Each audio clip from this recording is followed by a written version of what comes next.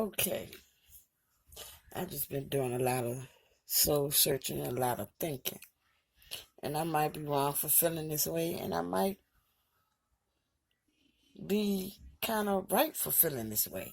Okay, I was not raised, I was not born in Rich, Virginia. I was born in New Jersey, Newark, New Jersey.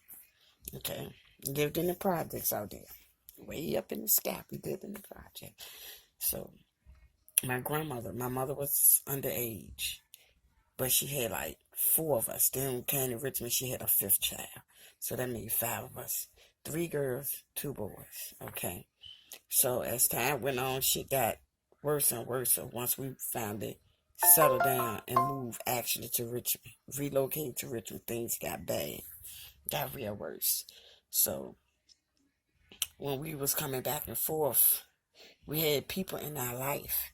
I don't really know if they some kin to us. I don't know. I don't know my family. Like the shit that I'm going through, the shit that I have experienced from a little girl to a grown woman as I am now.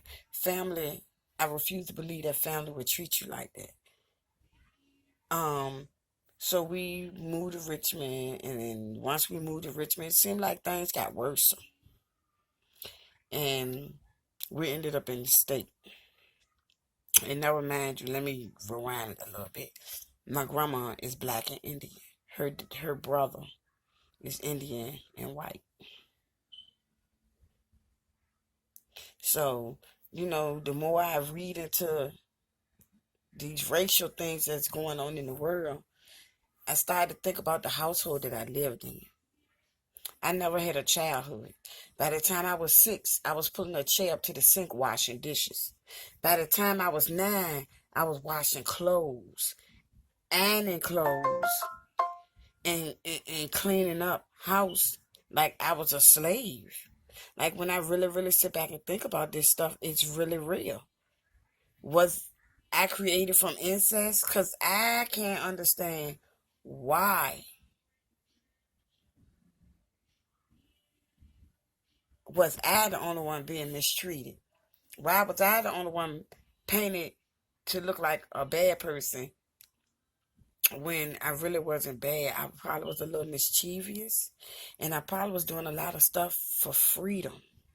Freedom to breathe, freedom to live, freedom to find who I was, because I wasn't allowed to do those things in the house I was raised in. I haven't fun with.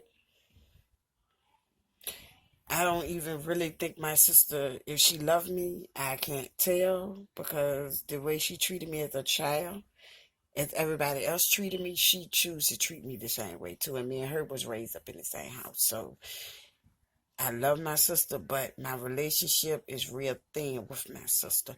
And every time I bring it up, she wants to argue and overtalk me. And I feel like she overtalking me because she don't want to feel the truth. Okay?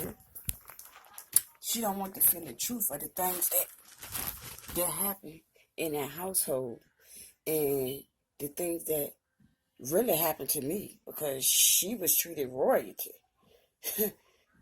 My sister took up dancing. She sang. They brought her cars. She even got a house. I have nothing. And I'm not understanding it, and I can't stomach it. But then when I go back and I keep looking at all these videos and how they talk about how white people slept with the black people and this, that, and the third, and how white people do all this incest, and I'm saying to myself, it's 5 of us. My sister's not named after nobody. My brother, oldest brother, not named after nobody. My other older brother than me and me, we're named after the 2 people that was my uncles.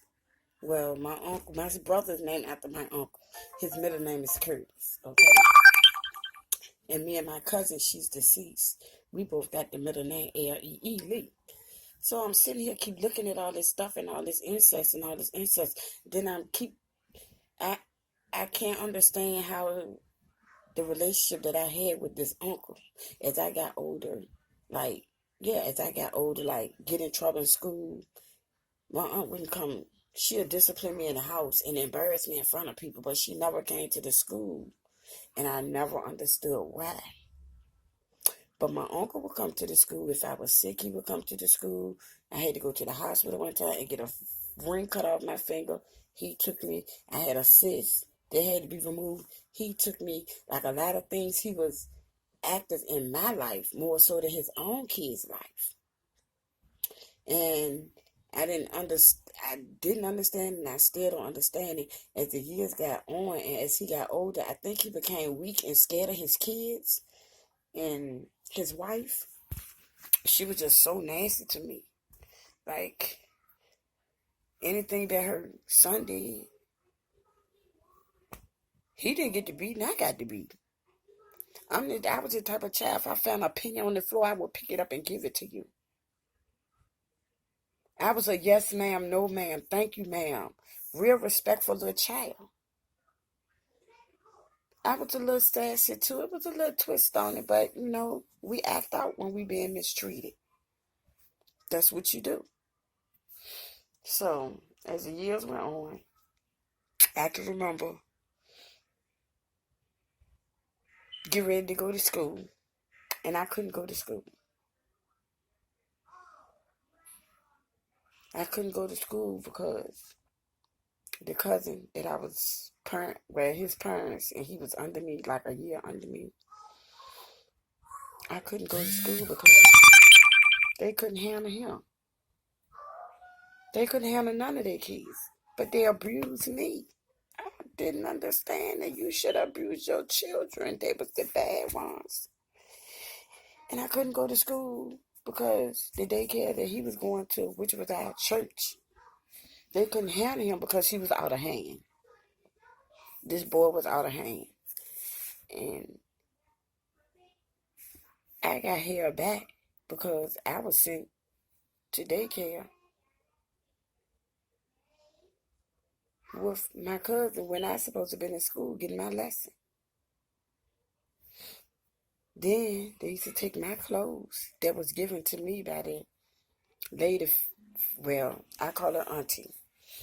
And she's going to be my auntie because if it hadn't been for her, I wouldn't know who my brothers and sisters were. So I'm going to give her all the credit forever and ever because she did that. She didn't have to come get on favors, but she did. So she came and got us. And I remember sitting in her living room, and she was going to work, working in Philomon's 3 to 11. I remember. For me to have been 2 and 3, oh, I remember. And I remember her leaving to go to work, and maybe 30 minutes to an hour later, all of us sitting in the floor watching TV, my uncle's wife come and snatch me and my sister out that house. So I'm sitting here wondering when we gonna go back and, because we could see our mama over her house. When me and my sister moved around at work, my uncle and his wife, she refused to let us see our mama. I remember my mama knocking on the door, banging on the door. She would not let my mama in. I watched my mama walk off that street. And a lot of things that really bothered me and hurt me to this day. And I really think that's why I'm having a hard time being successful and moving on in life. But let's get back to the point where everybody started going to school. So I couldn't go to school because I had to go with him. So I got held back. Then I remember the lady that came and got us, her family, her sisters and brothers, would take us on trips and take us on outings and buy us clothes. I didn't get my clothes because they gave my clothes to their daughter. I would have to wear boy clothes to school. They would tell me I had a chest like a boy. They would tell me I looked like a boy. Look at me. They did nothing to take care of me. Nothing. They got that good estate money, and they did not take care of me. My sister, on the other hand, I want to say she pitched in a little bit, and I feel like she pitched in a little bit because she wasn't as strong as me. I don't think she could handle the things that I had to was impacted. I had to endure. And as the years got on, it just got worse and worse because First of all, my aunt and uncle, they used to fight. They get drunk, fight each other. They used to have company over, family and friends over. Somebody used to come in the room and fondle with me. They used to rub my little poo-poo till it was raw. I remember all of this. I remember my sister before it even happened to me. I don't know if it happened to her because she puts everything in the back of her mind. And she don't admit to a lot of things. But I remember my sister one night when it had the first time it ever happened to me. I remember my sister getting out her bed. I mean, jumping on her bed as if she knew it was happening. She could hear their footsteps. Whatever it was, she knew. It was like she knew. She jumped out her bed. We had canopy beds. I'll never forget it. Pretty canopy beds with the things on top. And I guess that was just for show, in case the state came. So, I distinctly remember her jumping out her bed and jumping in my bed.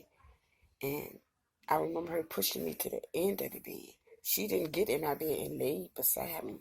She got in my bed and pushed me to the end of the bed. That was the first time I ever got fondled with.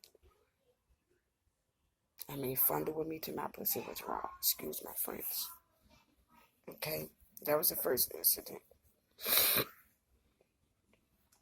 And then as we got older and older, I think one time I made a mistake and called my aunt, my uncle's wife, Mom.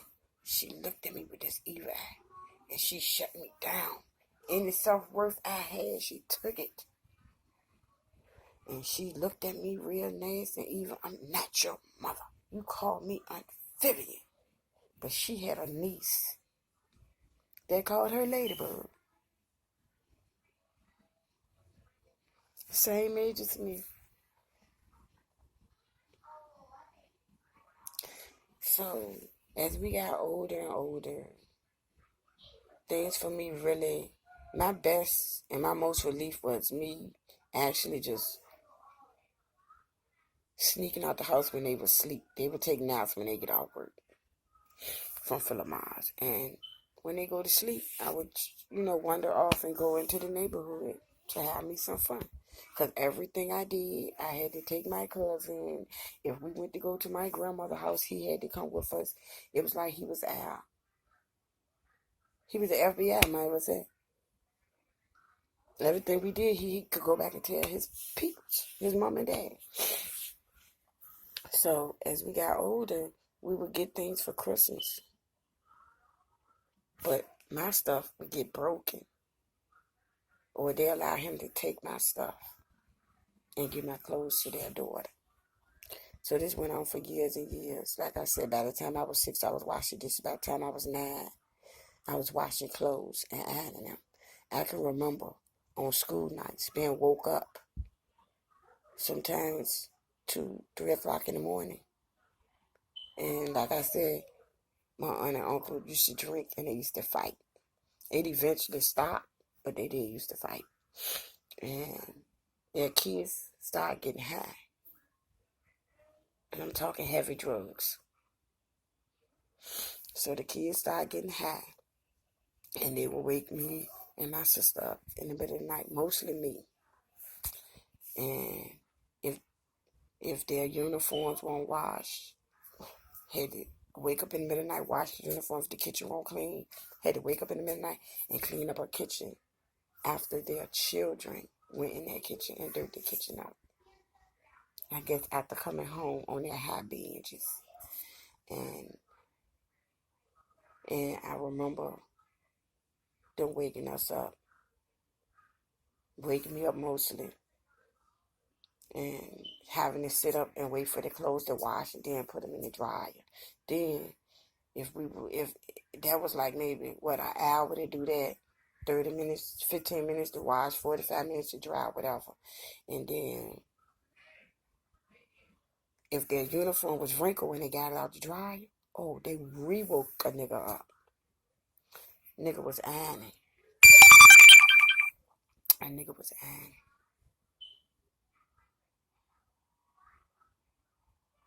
And my uncle used to just go along with the flow. He never did nothing to protect Never did nothing to protect us.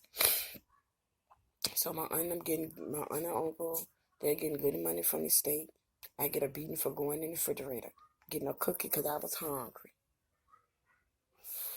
All my life, hot dogs and oodle noodles. You got good money from the state. The money that the state getting now ain't good like the money back in the day. $2,000-$3,000 for kids. Possibly per child. Allowance checks for them to go school shopping. I was lucky if I got one pair of shoes a year. When it all bore down to the end, as I was growing up, I was left in the house with the drug addicts. By the time I was 10, I was taking care of kids, getting in the ambulance with little kids. My little cousin having seizures. I'm getting in the ambulance with them. This is how grown I was made to be. Going to school. By the time I was in middle school, I would go to school and I would walk across the street to one cousin's house and help with their kids. Then maybe somewhere down the week, 3 days down the week, I would go catch the bus to the other cousin's house, get off at the bus stop and go help them with their children. I never had no childhood. Never. And my cousin, he was the worst. I got a gash in my head from him busting me in the head with a bar of soap. All this under my lip, all these bumps, he bust all my lip open. Because he couldn't play with my doll, baby. My doll house, Barbie dolls that the neighbor gave me. They set it out there for trash. And told me if I wanted, I could have.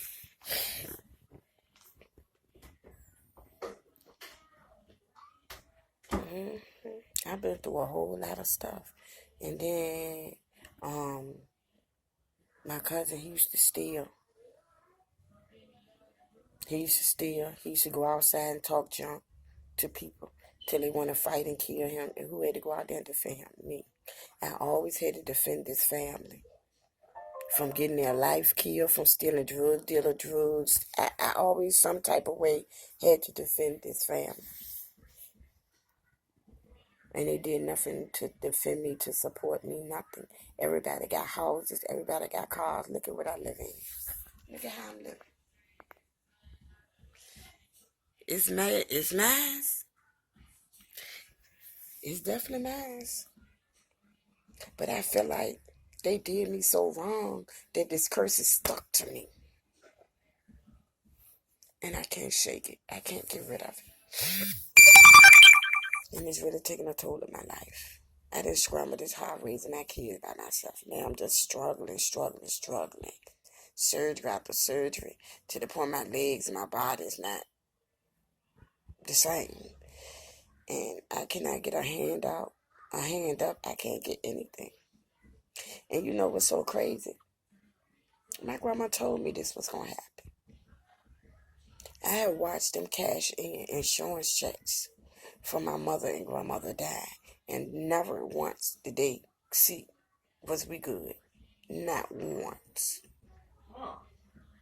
This is not a nerve in my mouth. That's jumping. No, just low. It feel like rocks. Yes. That's allergies. That's how my eyes It's been be. right there for some stuff now. It'll be right there for a little. I used to throw water in my eye. And then I have to lay down and just have it closed. But that's how it be, man. It be hard.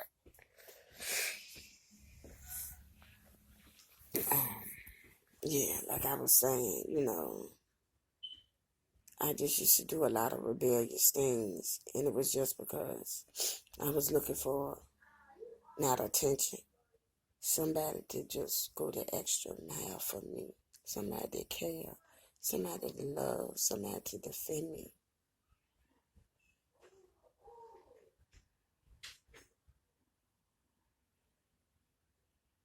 And I just don't think, and I fail to realize, I fail to believe that God created me, gave me life for me to go through this.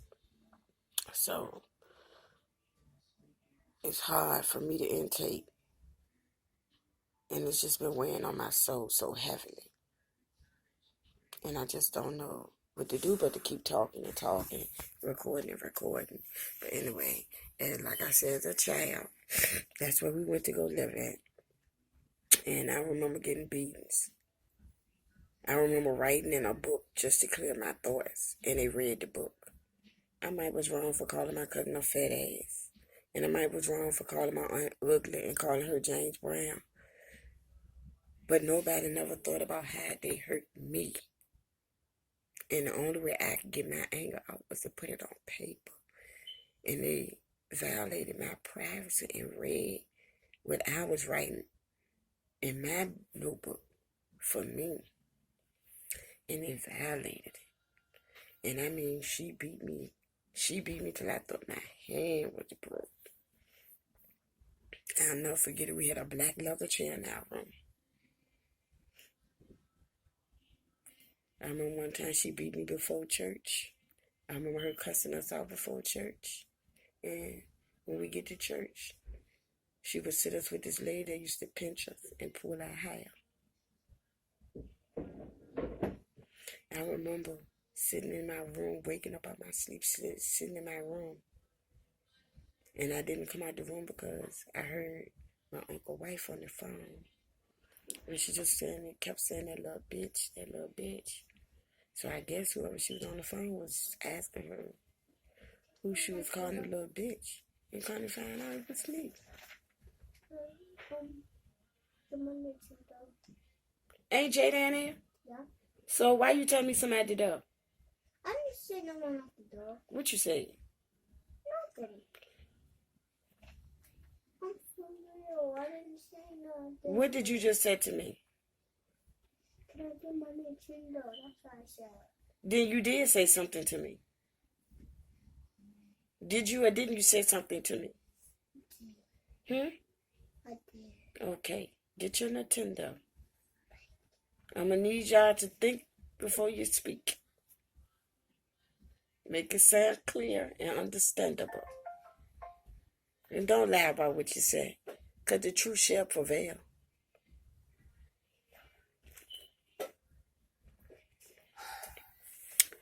So, it's been a lot of mistreat, dishonesty, disloyalty in my family. And now that so many people have died, it's like more of our family is just losing its stuff. I got 4 cousins, boy cousins left. Their sister OD'd. They ain't do nothing for her. All they did was use her. They got this thing with using women. Rather you be with them, go with them, they're a friend, family. They got this thing with always wanting to get over and use women. And I just keep saying to myself, I'm just so different from everybody. I'm truly so different from everybody. The way I speak, the way I talk, how I enjoy life, I'm just different from everybody.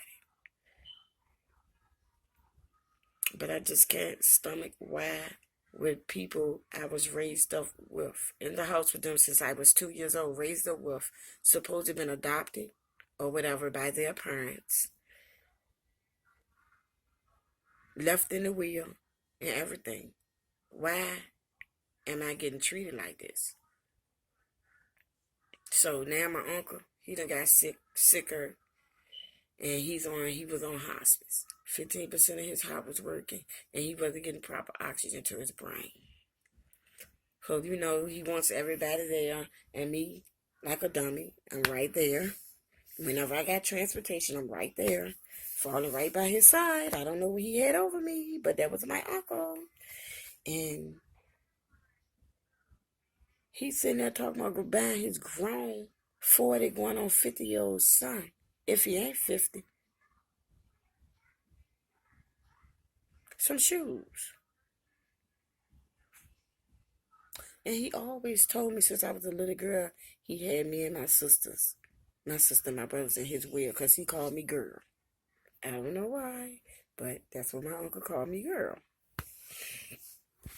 Yes, that's another reason why I think he was like in slave land. He was a little prejudiced, but not a lot.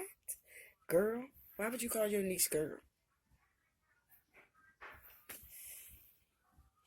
And that's another thing that made me think he was like on that mess. And anyway, so that was the condition of my uncle. He died last year. And I'm talking to his girlfriend or whatever. And she said, oh yeah, we got the wheel change about a few months ago. And I'm saying to myself, who got the wheel change? Yeah, I made a phone call and did some changes for Buddha Boy. How you do some changes for Buddha Boy? 15% of his heart was working, and he wasn't getting proper oxygen to his brain. He was on hospice. So how was you able to make decisions, or he was able to tell you to make these decisions for him? Light bulb, beep, beep, beep. So now, we back to the money hungry. And I remember the days when my uncle used to be upset and call me because his kids done went off on him. Because he wouldn't give them this and he wouldn't do this for them and da-da-da this and da-da-da-da. Like, they just used to run clean over him. I really honestly believe my uncle was scared of his kids as he got older because his heart was weak. I remember as a child him falling on the floor, having a heart attack, stroke or something in front of me. I remember that. I remember them wheeling him out his house in that wheel on that stretcher to the hospital. I remember him coming home and having a pacemaker. So my uncle had been dealing with a bad heart for many years. So they done changed the wheel and they done did that and they done did that. So Uncle dead, done died. Now they really acting nasty. Oh. When their mama died, they didn't want us in the obituary. When their daddy died, they didn't want us in the obituary. You know why? Because we supposed to be equally. Everything's supposed to be spread equally between all 7 of us. So when he died, where I'm at, you see what I live in? See what I live in? I don't have no vehicle. I don't have no money, no job, no license, no nothing. Everything that I worked hard for is gone. In the nick of a night, wake up and it's gone. And I'm tired of people stealing and trying to rob me for what I don't have. And rob me for what I need. So, back to what I was saying, I think my uncle was a little racist. And I think my uncle didn't have a backbone. And I think my uncle was broken from the way his mother treated him and my grandmother. And I think that's where all this brokenness come from. And for some reason, Janice was the middle girl. I'm the middle girl. Me and her got the same last name. And they mistreated us. I mean the same middle name. Her name was Janice Lee Jones, and my name is Rosa Lee Jones. And they just mistreat the hell out of me and her. And they still be trying to mistreat me now. After my uncle died, my cousin went to go hit me. I keep trying to tell you, I'm a child of God. And when he tried to hit me, God gave me the strength to knock his ass down. I done had to go out here and sell drugs just to get myself through high school and to graduate. I had to do so many sacrifices when things was already laid out and paid for me to be successful all the way down to my graduation class rank. Never received it. Cashed the checks and kept the money. My mama died. Cashed in the insurance, wouldn't even help bury my mother. Didn't have enough to bury my mother. Cashed that check in and banked it. Same thing with my grandma. How are y'all reaping the fruits of the labor of my mother and my grandma? And I'm living like this. I got dreams, admirations, goals. Do you think I want to be sitting here contemplating these things in my head? I want to live life. I want the storm to cease. And I want everything that's owed to me. Everything I deserve, I want it. And I'm gonna get it. So they might as well get ready, because I'm ready to lawyer up. Because I need to see this proof in the pudding. I need to see it. I've been too good to my uncle. I sacrificed too much for my uncle to be living like this. And if I keep sitting around letting people do me the way they think they're going to do me, then guess what? This is the life I live. I have no mother. I have no father. I have no grandparents. I have sons. They got their life. They need to live and try to get on their feet. I can't help them because I couldn't help myself.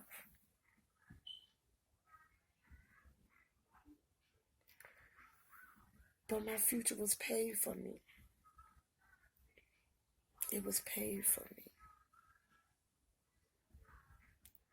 And they came in to kill and destroy. And now I want to take everything back. I don't want their houses. I need to be living like them, but I want my own.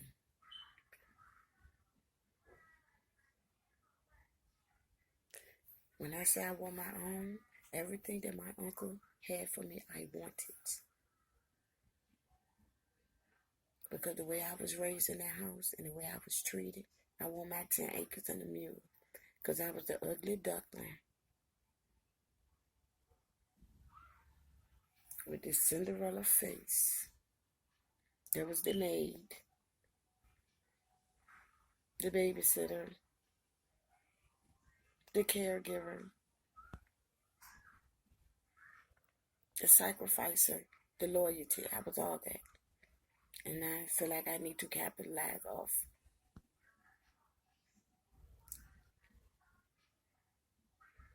So with that being said, R.I.P. fallen angels. But if I keep falling for anything, I can't stand for nothing. So I want to stand for something, because I'm not going to fall for anything. And I think I deserve it. Well deserve it. When I had something to offer, I was well known. Sitting on the pedestal, bragged upon, boast about. Now, when I've been stripped of everything, y'all think y'all just gonna forget about me? Like I don't deserve to live the lifestyle I was accustomed to, that I was raised up in? No, if y'all can live like that, why can't I? I just feel like some dishonesty and disloyalty has went down, and I need to get to the bottom of it so I can sleep peacefully. And I can possibly get some of these demon walls that's blocking what I want to do.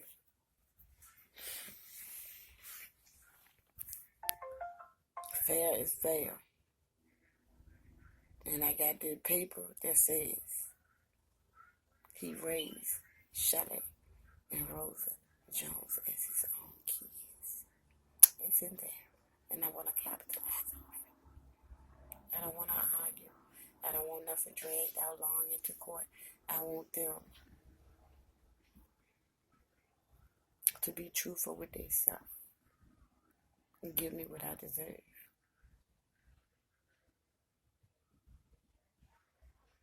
And I want $3,000 on all of them.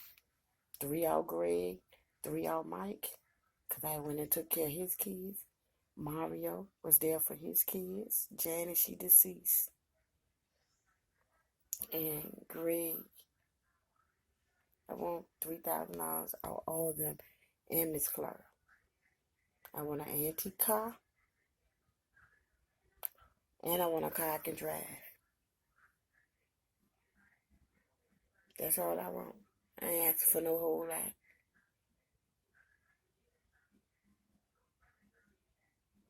But I feel like I deserve everything I'm asking for the hair I went through.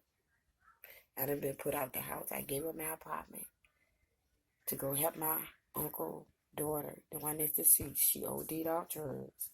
He wanted somebody to go over there because she had her children there. She out here getting high. Boo, boo, boo, boo, boo, boo.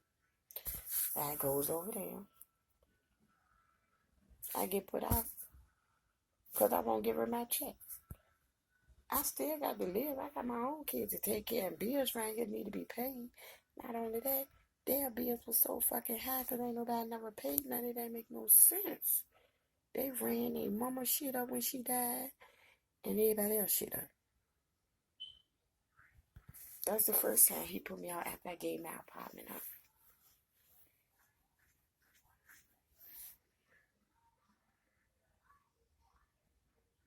That was the first time I gave up my apartment. But the really first time I went to go stay back at that house was when my grandmother died. So that I could get on my feet, and then my aunt died. And I had my own place, and I had to move back. I didn't have to, but I was trying to be there for family. Regardless of what they did to me, I ain't let nobody block my blessings. So I go back. I got put out because I wouldn't. She called her daddy. And he told me to get out the house because I wouldn't give her my check to get hot with it. Okay. So I found me a house over Highland Park because I was working. I always had a job. So I found me a house over Highland Park. Me and my kids moved over there. Stayed over there, lived over there in the house for 7 years. My cousin died. She OD'd and died. So her kids left in the house. And whoever else wanted to be in the house. So ain't nobody paying no bills. They partying, breaking up shit, tearing up shit, disrespecting my uncle. He said he going over there and their boyfriend or whatever got guns and this, that, and that third laying around. Woo, woo, woo, woo, woo. So they know me. I'm the strong, big, bad ass. I step in because now he done put them out, but he don't want the house vacant.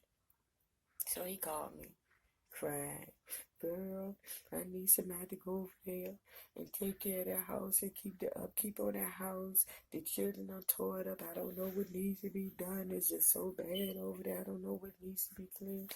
But what do you pay over there in rent? So I'm telling him I paid. I think I paid $800 at the time. I said I paid $800. Well, man. So he's like, oh, okay, well, let me know what you think. Let me know what you're going to decide. So I waited. When I said I waited till it was time for me to renew my lease where I was staying at. I waited. And something just told me. It was like, call your uncle and tell him you would do that for him. So I did that. So in the process of all that, I had $5,000 saved. I took all my money and put it into that house. And maybe a year later, he took me to court and put me out. That was the money I was going to put down on me a house for me and my kids. He put me out because he wanted to do Section 8 with his son. The one that bust my lip in my head and stuff all up. The one I used to catch all the ass whoopers for. Because he was a thief, a pedophile, and some up. Anyway. So, I end up getting a note on the door to go to court. And it said for James C. Jones. So I go ahead on the court. I never called him and asked him no question. Because I always been respectful. I can't change nobody's mind. Whatever you plan on doing is what you plan on doing. But his girlfriend was in on it. These are the things that she brought to his mind. Because one thing about my uncle that I knew, and that's how the kids was able to get over on him, he won't too common sense. Because I get the note on the door. At this point in time, my uncle was coming over to the house. He really wouldn't come in because I don't think he was really over his wife or whatever. Or the stuff. He had too many bad memories of the things that went on in the house. So, he would come sit on the porch and me and him would talk. When I lived out, he would come to my house and talk. Him, Dip, Vernay, John, sister. Like, these people had my back. They was my support. They would come to my house, see me, sit with me, chill with me, and everything. And this one situation brought a wedge between everybody. So I go to court,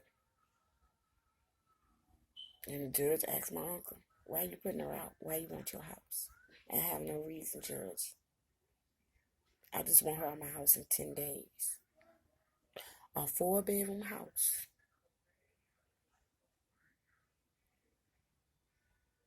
A 4-bedroom house. Pantry, laundry room, sitting room, family room, patio, biggie backyard. Like, I had nowhere to put all that stuff.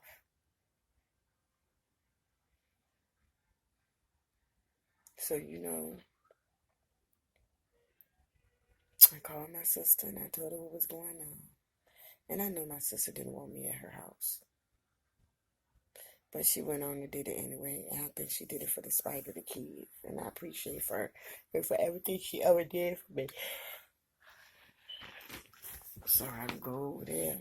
And I'm just, got 10 days to get this house cleaned out. So I'm doing everything by myself. So this particular day I'm over there and I'm cleaning up. So my uncle 2 sons come over there. So I'm thinking they come over there to help. They come over there to talk shit. "Oh, girl, you should have came to the hospital. You should have did this. You should have did that. He would have never put you out this house." Whoa, whoa, whoa, whoa, whoa. I should have did what? I've been doing shit since I was 6.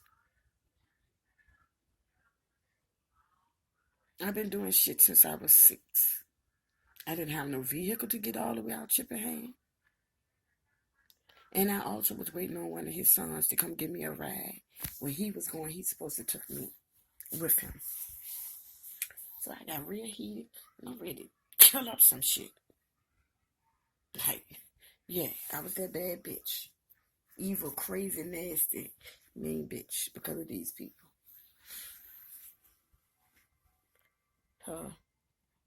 My other cousin grabbed his brother and was like, "Man, leave her alone, leave her alone. You know how she get, leave her alone, leave her alone." Yeah, this the monster y'all created. And I'm the same little girl that y'all locked in the room and made fight boys till I bled. I'm the same little girl that y'all knocked head into the wall when I walked down the hallway. I'm the same little girl that y'all snitched on because I got a cookie out the refrigerator because I was hungry. I'm the same little girl that no one ever protected, but just used.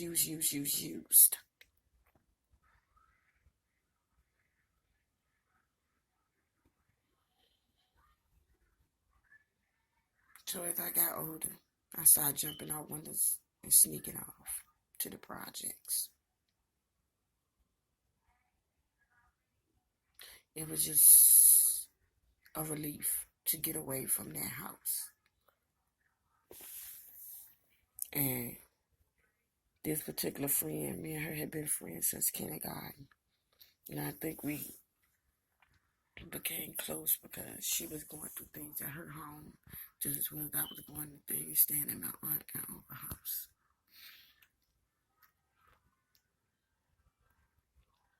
But she was doing a little way more than me to the point where she kind of influenced me.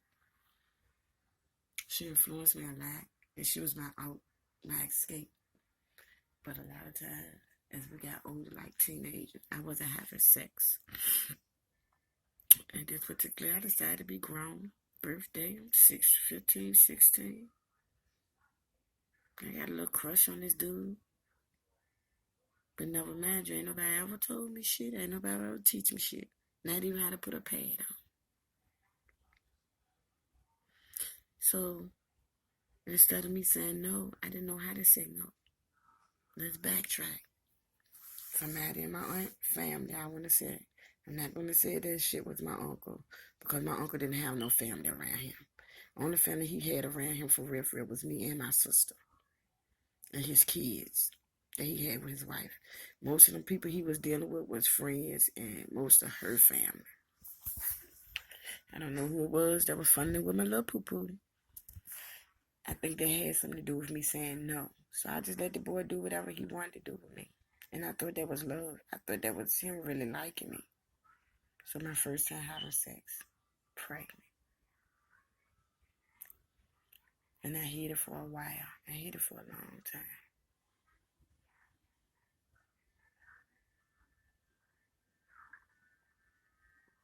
And then my cousin and his cousin on his mama's side,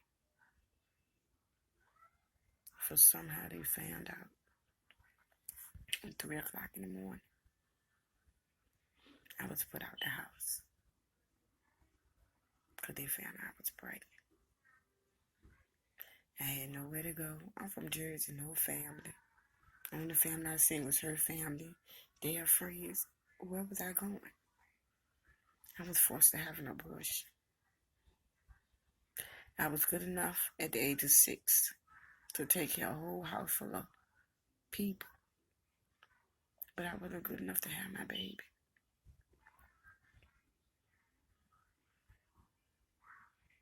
So this particular cousin, I tried to forgive her to the point where I even made my son her godchild, but it still didn't work because she knows was there for him as well. So that just let me know that there was no love there at all. So she snitched on me. I was made to have an abortion. I was put out the house and wasn't able to return until I had this abortion. And I've never been the same since. It's like it took a part of me that I can't get back. It's like they stole everything from me, all my innocence, my self-worth.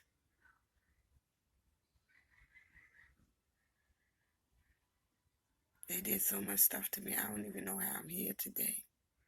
But I'm here by the grace of the Lord.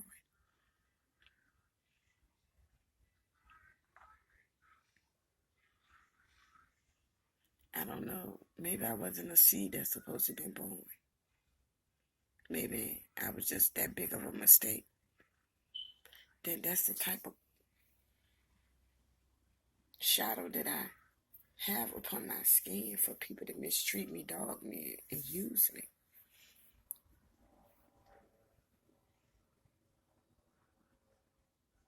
And all I want to do is be able to be happy, do what I want to do when I want to do it, go when I want to go, travel, just see other parts of the world and be happy and be able to pay bills and just take care of myself the way I need to and to help other people. I want to be rich. I want to be wealthy. I want to be able to get these teeth fixed. I want my outside to match my inside. And I want a lot of things to change because whatever I look like on the outside is not what I see in the mirror. And the ways some people treat me, choose to treat me or try to treat me, it's like I'm an ugly duckling / Cinderella with a little bit of color pearl.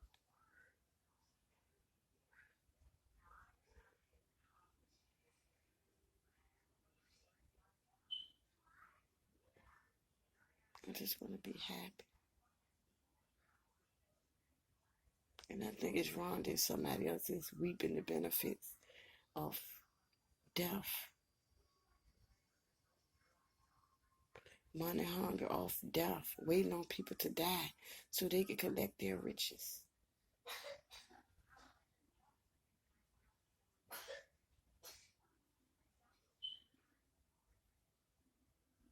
And it's sad, and I should be able to capitalize off my pain, suffering, and my labor.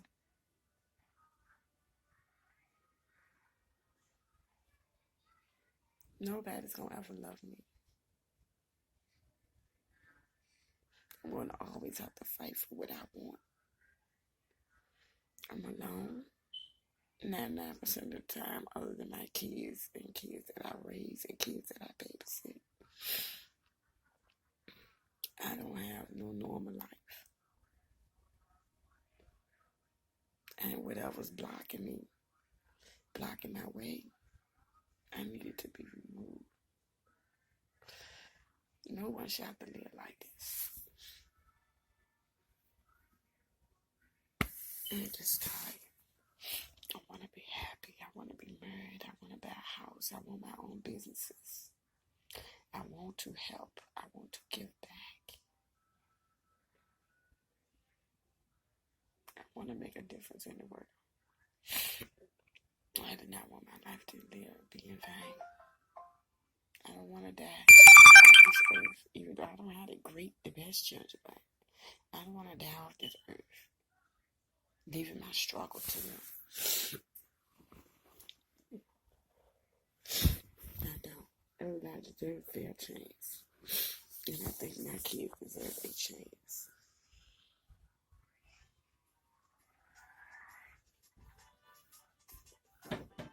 Well, this is my story. Welcome to 2018. My testimony. Just a little bit, snitches and snitches of it. But it gets deeper. And I just want you to, God, keep carrying me. Keep loving me. Keep being there for me, God. Because I don't know where I'd be without you. My Father. I'm out.